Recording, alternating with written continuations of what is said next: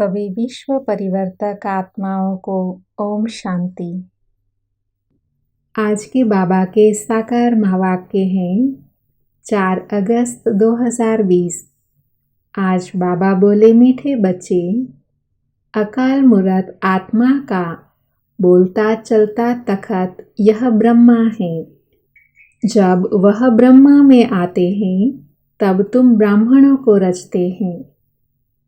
आज बाबा ने प्रश्न पूछा, अक्लमंद बच्चे किस राज को समझकर ठीक रीति से समझा सकते हैं? तो बाबा ने उत्तर दिया, ब्रह्मा कौन है और वह ब्रह्मा से विष्णु कैसे बनते हैं? प्रजापिता ब्रह्मा यहाँ है, वह कोई देवता नहीं। ब्रह्मा ने ही ब्राह्मणों द्वारा यज्ञ रचा है। यह सब राज अक्लमंद बच्चे ही समझकर समझा सकते हैं। घोड़ेसवार और प्यादे तो इसमें मूंझ जाएंगे। आज बाबा ने गीत सुनाया, ओम नमः शिवाय, पितुमात सहायक स्वामी सखा, तुम ही जग के रखवाले हो। ओम शांति। भक्ति में महिमा करते हैं एक की। महिमा तो गाते हैं ना, परंतु न उनको जानते हैं, न उनके यथार्थ परिचय को जानते हैं। अगर यथार्थ महिमा जानते तो वर्णन जरूर करते। तुम बच्चे जानते हो, ऊंचते ऊंच है भगवान, चित्र मुख्य है उनका। प्रजापिता की संतान भी होंगी ना। तुम सब ब्राह्मण ठहरे। ब्रह्मा को भी ब्राह्मण जानेंगे और कोई नहीं जानते, इसलिए मूंझते हैं। यह ब्रह्मा कैसे हो सकता? ब्रह्मा को दिखाया है सूक्ष्म वतनवासी। अब प्रजापिता सूक्ष्म वतन में हो न सके, वहाँ रचना होती नहीं। इस पर तुम्हारे साथ बहुत वाद विवाद भी करते हैं। समझाना चाहिए, ब्रह्मा और ब्राह्मण है तो सही ना। जैसे क्राइस्ट से क्रिश्चियन अक्षर निकला है, बुद्धि से बौद्धि, इब्राहिम से इस्लामी, वैसे प्रजापिता ब्रह्मा से ब्राह्मण नामी ग्रामी है। आदिदेव ब्रह्मा। वास्तव में ब्रह्मा को देवता कह नहीं सकते, यह भी रोंग है। ब्राह्मण जो अपने को कहलाते हैं, उनसे पूछना चाहिए, ब्रह्मा कहाँ से आया? यह किसकी रचना है? ब्रह्मा को किसने क्रिएट किया? यह कोई बता न सके, जानते ही नहीं। यह भी तुम बच्चे जानते हो। शिव बाबा का जो रथ है, जिसमें प्रवेश करते हैं, यह है ही वह जो आत्मा कृष्ण प्रिंस बना था। 84 जन्मों के बाद यह अर्थात ब्रह्मा आकर बने हैं। जन्म पत्रिका नाम तो इनका अपना अपना होगा ना, क्योंकि है तो मनुष्य ना। फिर इनमें प्रवेश करने से इनका नाम ब्रह्मा रख देते हैं। यह भी बच्चे जानते हैं, वही ब्रह्मा विष्णु का रूप है, नारायण बनते हैं ना। 84 जन्मों के अंत में भी साधारण रथ है ना। यह शरीर सब आत्माओं के रथ हैं। अकाल मूर्त का बोलता चलता तखत है। सिख लोगों ने फिर वह तखत बना दिया है, उनको अकाल तखत कहते हैं। यह तो अकाल तखत सब है, आत्माएं सब अकाल मूर्त हैं। ऊंचते ऊंच भगवान को यह तखत तो चाहिए ना। रथ में प्रवेश हो बैठ नॉलेज देते हैं, उनको ही नॉलेजफुल कहा जाता है। रचता और रचना के आदि मध्य अंत की नॉलेज देते हैं। नॉलेज का अर्थ कोई अंतर्यामी व जानी जाननहार नहीं है। सर्वव्यापी का अर्थ दूसरा है, जानी जाननहार का अर्थ दूसरा है।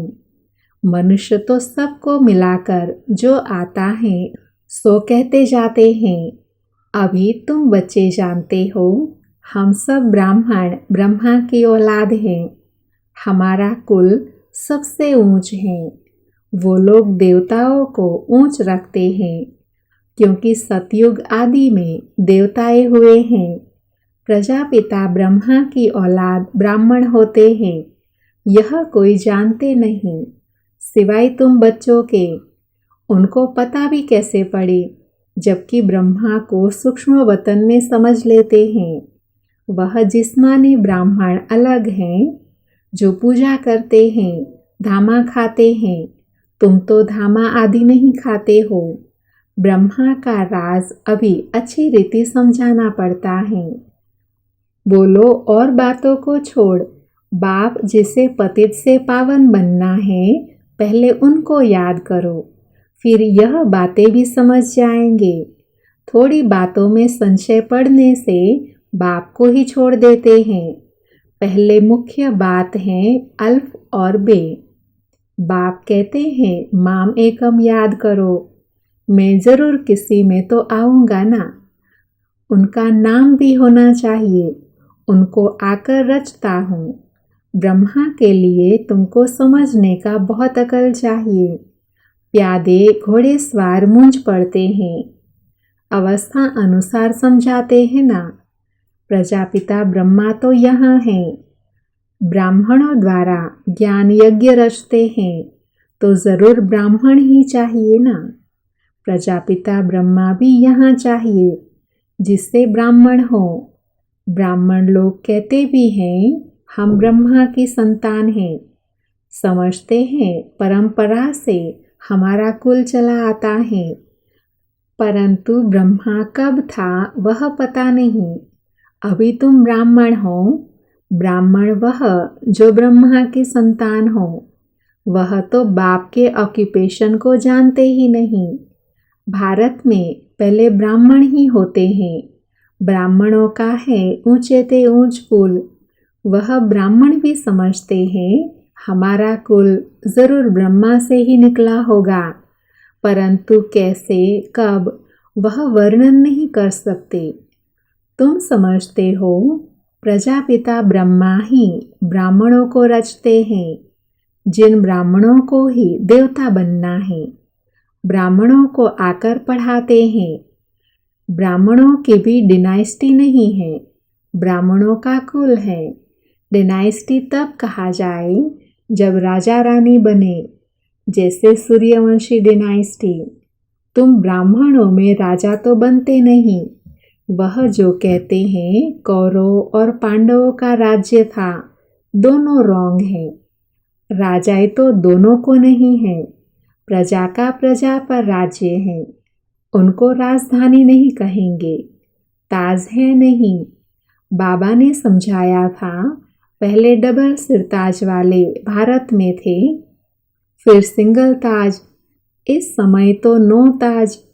वह भी अच्छी रीति सिद्ध कर बताना है। जो बिल्कुल अच्छी धारणा वाला होगा वह अच्छी रीति समझा सकेंगे। ब्रह्मा पर ही जास्ती बात समझाने की होती है, विष्णु को भी नहीं जानते, यह भी समझाना होता है। वैकुंठ को विष्णुपुरी कहा जाता है, अर्थात लक्ष्मी नारायण का राज्य था। कृष्ण प्रिंस होगा तो कहेंगे ना हमारा बाबा राजा है। ऐसे नहीं, कृष्ण का बाप राजा नहीं हो सकता। कृष्ण प्रिंस कहलाया जाता है तो जरूर राजा के 5 जन्म हुआ है। साहूकार 5 जन्म ले तो प्रिंस थोड़े ही कहलाएंगे। राजा के पद और साहूकार के पद में रात दिन का फर्क हो जाता है। कृष्ण के बाप राजा का नाम ही नहीं है, कृष्ण का कितना नाम वाला है। बाप का ऊंच पद नहीं कहेंगे, वह सेकेंड क्लास का पद है, जो सिर्फ निमित्त बनते हैं कृष्ण को जन्म देने। ऐसे नहीं कि कृष्ण की आत्मा से वह ऊंच पढ़ा हुआ है, नहीं, कृष्ण ही सो फिर नारायण बनते हैं। बाकी बाप का नाम ही गुम हो जाता है जरूर ब्राह्मण, ऊंच पढ़ा हुआ है जरूर ब्राह्मण, परंतु पढ़ाई से कृष्ण से कम है। कृष्ण की आत्मा की पढ़ाई अपने बाप से ऊंच थी, तब तो इतना नाम होता है। कृष्ण का बाप कौन था यह जैसे किसी को पता नहीं, आगे चल मालूम पड़ेगा। बनना तो यहाँ से ही है ना। राधे के भी माँ बाप तो होंगे ना, परंतु उनसे राधे का नाम जास्ती है क्योंकि माँ बाप कम पड़े हुए हैं। राधे का नाम उनसे ऊंच हो जाता है। यह है डिटेल की बातें बच्चों को समझाने के लिए। सारा मदार पढ़ाई पर है। ब्रह्मा पर भी समझाने का अकल चाहिए। वही कृष्ण जो हैं उनकी आत्मा ही 84 जन्म भोगती है। तुम फिर 84 जन्म लेते हो। सब इकट्ठे तो नहीं आएंगे। जो पढ़ाई में पहले पहले होते हैं वहाँ भी वह पहले आएंगे। नंबरवार तो आते हैं ना। यह बड़ी महीन बातें हैं। कम बुद्धि वाले तो धारणा कर न सके, नंबरवार जाते हैं। तुम ट्रांसफर होते हो नंबरवार। कितनी बड़ी क्यू है। जो पिछाड़ी में जाएंगे नंबरवार अपने अपने स्थान पर जाकर निवास करेंगे। सबका स्थान बना हुआ है। यह बड़ा वंडरफुल खेल है, परंतु कोई समझते नहीं है। इसको कहा जाता है कांटों का जंगल। यहाँ सब एक दो को दुख देते रहते हैं। वहाँ तो नेचुरल सुख है, यहाँ है आर्टिफिशियल सुख। रियल सुख एक बाप ही देने वाला है। यहाँ है कागविष्टा के समान सुख। दिन प्रतिदिन तमो प्रधान बनते जाते हैं। कितना दुख है। कहते हैं बाबा माया के तूफान बहुत आते हैं, माया उलझा देती है, दुख की फीलिंग बहुत आती है। सुखदाता बाप के बच्चे बनकर भी अगर दुख की फीलिंग आती है तो बाप कहते हैं बच्चे यह तुम्हारा बड़ा कर्म भोग है। जब बाप मिला तो दुख की फीलिंग नहीं आनी चाहिए। जो पुराने कर्म भोग हैं उसे योग बल से चुकतू करो। अगर योग बल नहीं होगा तो मोचरा खाकर चुकतू करना पड़ेगा। मोचरा और मानी तो अच्छा नहीं, अर्थात सजा खाकर पद पाना अच्छा नहीं। पुरुषार्थ करना चाहिए, नहीं तो ट्रिब्यूनल बैठती है। प्रजा तो ढेर है। यह तो ड्रामा अनुसार सब गर्भ जेल में बहुत सजाएं खाते हैं। आत्माएं भटकती भी बहुत हैं। कोई कोई आत्मा बहुत नुकसान करती है। जब कोई में अशुद्ध आत्मा का प्रवेश होता है तो कितना हैरान होते हैं। नई दुनिया में यह बातें होती नहीं। अभी तुम पुरुषार्थ करते हो। हम नई दुनिया में जाए, वहाँ जाकर नए महल बनाने पड़ेंगे। राजाओं के पास जन्म लेते हो जैसे कृष्ण जन्म लेते हैं, परंतु इतने महल आदि सब पहले से थोड़े ही होते हैं। वह तो फिर बनाने पड़े। कौन रचते हैं? जिनके पास जन्म लेते हैं। गाया भी हुआ है राजाओं के पास जन्म होता है। क्या होता है सो तो आगे चल देखना है। अभी थोड़े ही बाबा बताएंगे। वह भी आर्टिफिशियल नाटक हो जाए, इसलिए बताते कुछ भी नहीं है। ड्रामा में बताने की नोंद नहीं। बाप कहते हैं मैं भी पाठधारी हूँ। आगे की बातें पहले से ही जानता होता तो बहुत कुछ बतलाता। बाबा अंतर्यामी होता तो पहले से बताता। बाप कहते हैं नहीं, ड्रामा में जो होता है उनको साक्षी होकर देखते चलो और साथ साथ याद की यात्रा में मस्त रहो। इसमें ही फेल होते हैं। ज्ञान कभी कम जास्ती नहीं होता। याद की यात्रा ही कभी कम कभी जास्ती होती है। ज्ञान तो जो मिला है सो है ही। याद की यात्रा में कभी उमंग रहता है, कभी ढीला। नीचे ऊपर यात्रा होती है। ज्ञान में तुम सीढ़ी नहीं चढ़ते। ज्ञान को यात्रा नहीं कहा जाता। यात्रा है याद की। बाप कहते हैं याद में रहने से तुम सेफ्टी में रहेंगे। देह अभिमान में आने से तुम बहुत धोखा खाते हो, विकर्म कर देते हो, काम महाशत्रु है, उसमें फेल हो पड़ते हो। क्रोध आदि की बाबा इतनी बात नहीं करते। ज्ञान से या तो है सेकंड में जीवन मुक्ति, या तो फिर कहते सागर को शाही बनाओ तो भी पूरा नहीं हो, या तो सिर्फ कहते हैं अल्फ को याद करो। याद करना किसको कहा जाता है यह थोड़े ही जानते हैं। कहते हैं कलयुग से हमको सतयुग में ले चलो, पुरानी दुनिया में है दुख।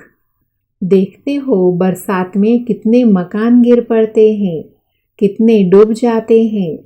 बरसात आदि यह नेचुरल कैलेमिटीज भी होंगी। यह सब अचानक होता रहेगा। कुंभकर्ण की नींद में सोए हुए हैं, विनाश के समय जागेंगे, फिर क्या कर सकेंगे, मर जाएंगे। धरती भी जोर से हिलेंगी, तूफान बरसात आदि सब होता है, बॉम्ब्स भी फेंकते हैं।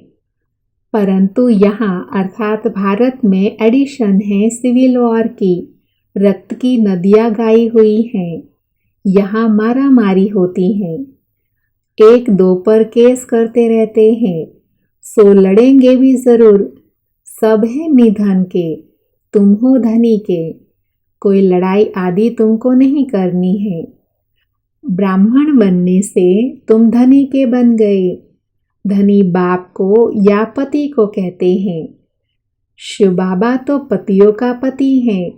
सगाई हो जाती है तो फिर कहते हैं हम ऐसे पति के साथ कब मिलेंगे। आत्माएं कहती हैं शिव बाबा हमारी तो आपसे सगाई हो गई, अब आपसे हम मिले कैसे।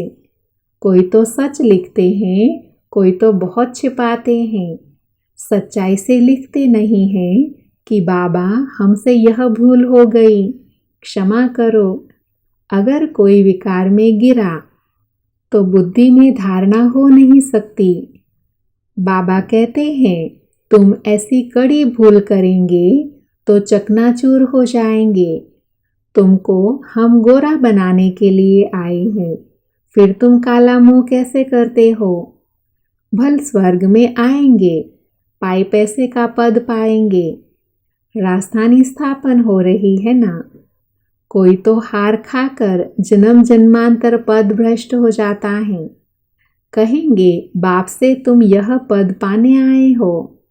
बाप इतना ऊंच बने, हम बच्चे फिर प्रजा थोड़े ही बनेंगे। बाप गद्दी पर हो और बच्चा दास दासी बने, कितनी लज्जा की बात है। पिछाड़ी में तुमको सब साक्षात्कार होंगे, फिर बहुत पछताएंगे, ना ही कैसा किया। सन्यासी भी ब्रह्मचार्य में रहते हैं तो विकारी सब उनको माथा टेकते हैं। पवित्रता का मान है। किसी की तकदीर में नहीं है तो बाप आकर पढ़ाते, फिर भी गफलत करते रहते हैं, याद ही नहीं करते, बहुत विकर्म बन जाते हैं।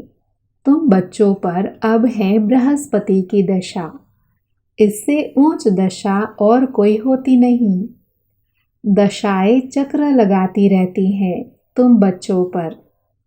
अच्छा, मीठे मीठे सिकिलधे बच्चों प्रति माता पिता बाप दादा का याद प्यार और गुड मॉर्निंग।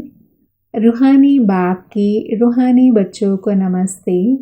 हम रूहानी बच्चों की रूहानी माता पिता बाप दादा को याद प्यार गुड मॉर्निंग और नमस्ते। आज की मुरली में धारणा के लिए सार हैं। उसमें पहला है, इस ड्रामा की हर सीन को साक्षी हो देखना है। एक बाप की याद में मस्त रहना है। याद की यात्रा में कभी उमंग कम ना हो।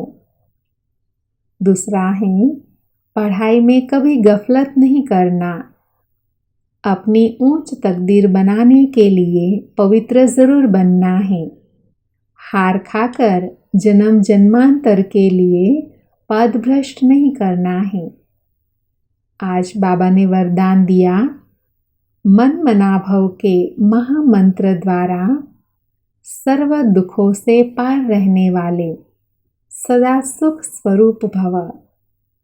वरदान का डिटेल है, जब किसी भी प्रकार का दुख आए तो यह मंत्र ले लो, जिससे दुख भाग जाएगा। स्वप्न में भी जरा भी दुख का अनुभव ना हो। तन बीमार हो जाए, धन नीचे ऊपर हो जाए, कुछ भी हो जाए, लेकिन दुख की लहर अंदर नहीं आनी चाहिए। जैसे सागर में लहरें आती हैं और चली जाती हैं, लेकिन जिन्हें उन लहरों में लहराना आता है वह उसमें सुख का अनुभव करते हैं। लहर को जंप देकर ऐसे क्रॉस करते हैं जैसे खेल करते हैं।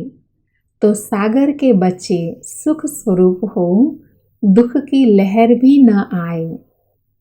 आज का स्लोगन है, हर संकल्प में दृढ़ता की विशेषता को प्रैक्टिकल में लाओ तो प्रत्यक्षता हो जाएगी। ओम शांति।